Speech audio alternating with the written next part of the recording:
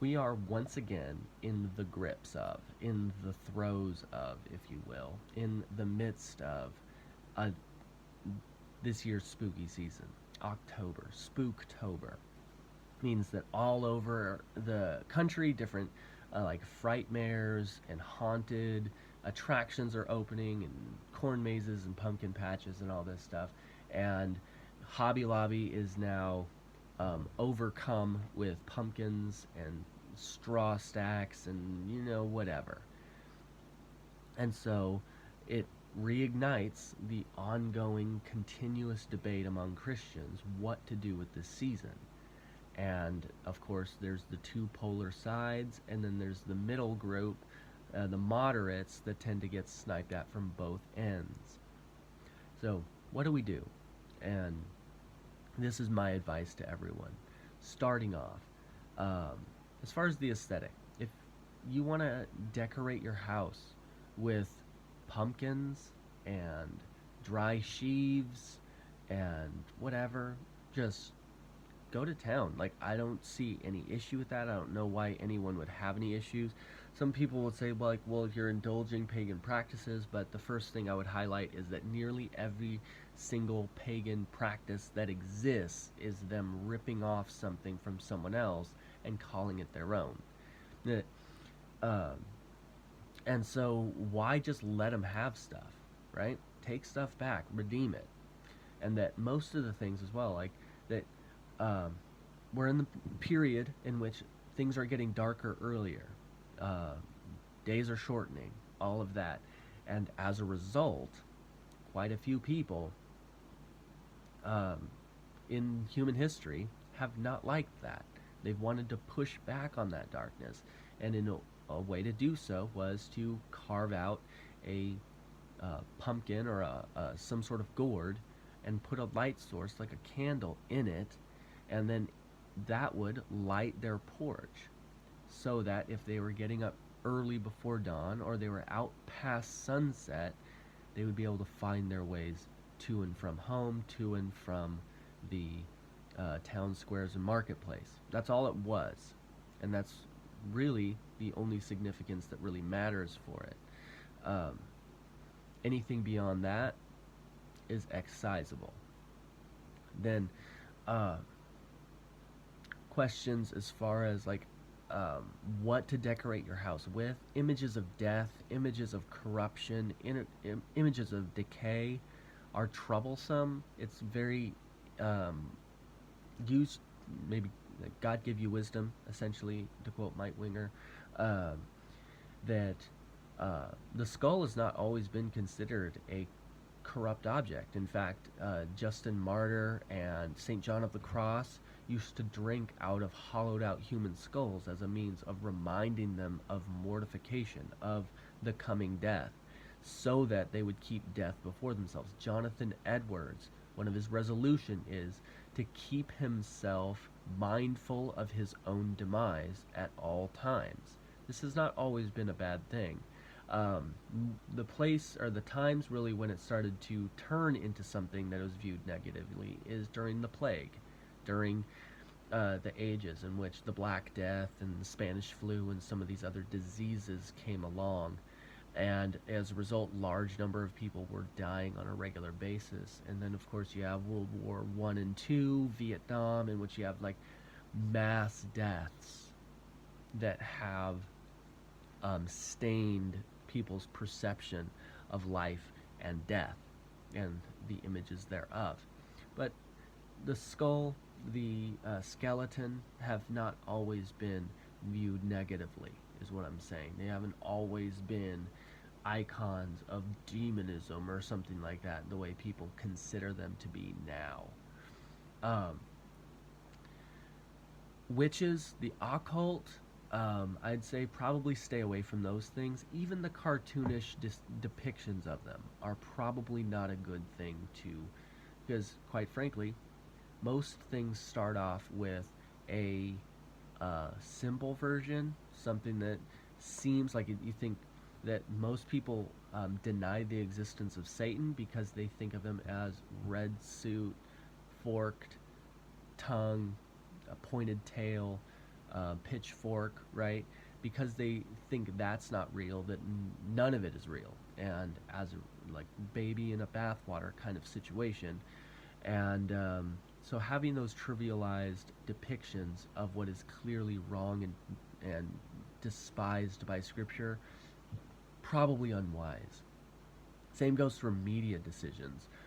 That's one of the is easily one of the most hotly contested realms in this season. What to do about media, and quite frankly, um, anything that trivializes death or harm, violence towards human beings, should probably be avoided, on account of the fact that life is sacred, and that God values life, and that he who loves or he who hates God loves death, is in Proverbs. So it should be considered something that trivializes harm towards another human being should probably not be indulged. At least amoral or non-moral violence. It's one thing to have heroes that are fighting for justice and things, but for just this ethereal force of nature going around and just killing teenagers for no reason, that should not be something that's indulged. And then not only that, but as well when it's some sort of um, humorism, satire, violence for evoking laughter. There's something that's being pricked inside the heart of man by that is probably not God honoring. Um, it should be noted that most of these things are a double-edged sword. That not all of them are just evil kind of thing, because they're usually most um, really skillful storytellers will overlay and interlace different thematic elements in order to create compelling narratives. So you have instances where Jason or Freddy Krueger, one of these, acts as something of a uh, executor of God's wrath against sin in a metaphorical way. The Virgin, right? Because she's virtuous and pure, always survives to the end. But you have the uh, the lascivious, horny teenagers die almost immediately because the unwise decisions they make put them in risk of danger, right? And that um, it's usually that right after someone who's not a virgin or is a virgin, like that they consummate for the first time, almost immediately after that they experience the judgment of God, if you want to say it this way, in which Jason comes from and then batters them against a tree in a sleeping bag, right? That it's something that you see, that it's almost like God's wrath raining down immediately on sin, which is an interesting overlay of narrative, um, though not necessarily a good one. Um, the next is anything that trivializes the occult, that makes it appear as though evil things such as Satan worship or the demonic can be used for good. That's troublesome. That should be considered or handled with care, at the very least. Um, then, to be considered alternatively, uh, anything that actually depicts supernatural horror should be handled with care, obviously, but might not necessarily be the worst thing.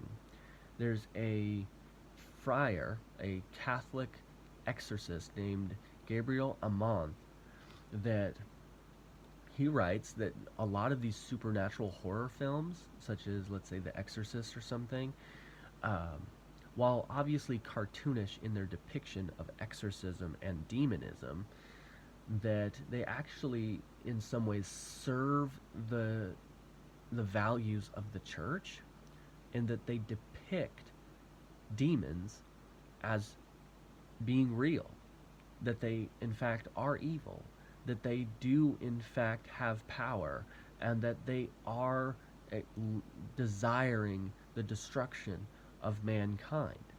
I think there's a lot of Christians that would deny all four of those statements.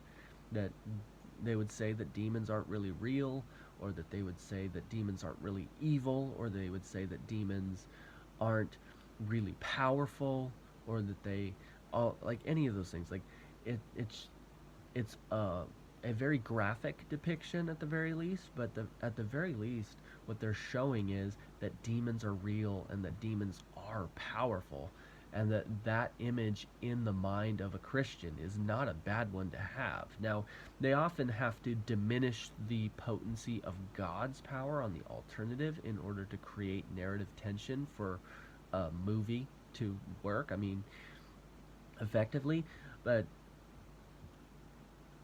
I mean, babies and bathwater, right? Eat the meat, leave the bones, like things of that. Like you have to use wisdom in these things.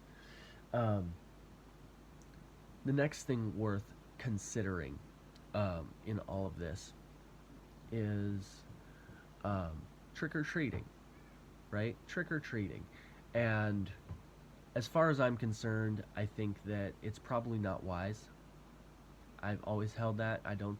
We spend 364 days out of the year telling our kids, don't go up to strangers' houses, don't accept candy from strangers, don't talk to strangers. And yet, one night of the year, we are going to talk to strangers, go up to their houses, and we are going to accept candy from them. Just it's never made sense to me.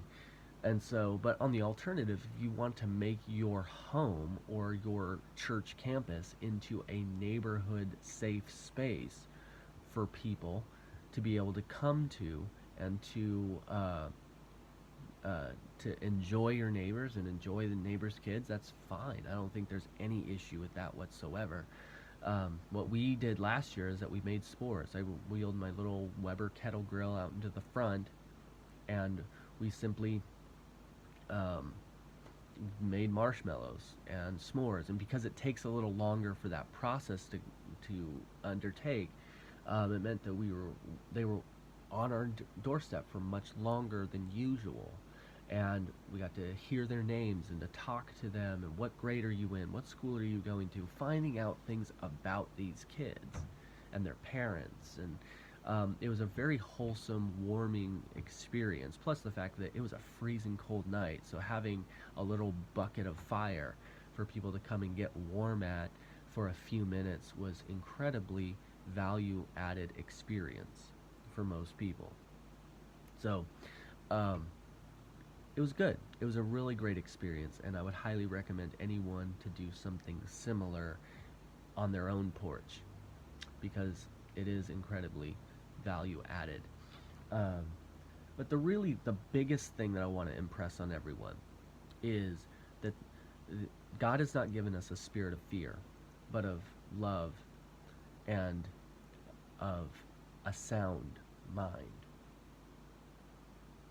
And that, quite frankly, there's a lot of Christians that I know that are just dominated, oppressed, if we want to use that terminology, by a spirit of fear about this season. They are paralyzed by it. They don't want to go out at night. They're afraid of what's going to happen to their animals. They're afraid of what's going to happen to their kids. They're afraid of everything. And in part because of the fact that our society thrives on fear, and it's easy to control people when they're afraid, and so our society promotes things that inspire fear. But like the whole thing of the razor blades and apples or the drugs and candy, like none of that is true. There's no factual evidence to any of it. There's no actual um, data to support any of it, but it's a very provocative image. And I mean, and so it definitely makes the rounds every year at this time of year. So don't be dominated by fear. God has not given you a spirit of fear, but of love, power, and a sound mind. And that you cannot be powerful in the Spirit of God when you are under the power of a spirit of fear. So that you need to be liberated from that. And if facts helps, and if, like, I don't know what you need, but You need to be freed up from being afraid of just what happens to be like a 30 to 60 day seasonal engagement, celebratory, fun, joyous event every year. Like, it doesn't have to be that serious. So don't make it that serious. And at the very least, stay safe out there.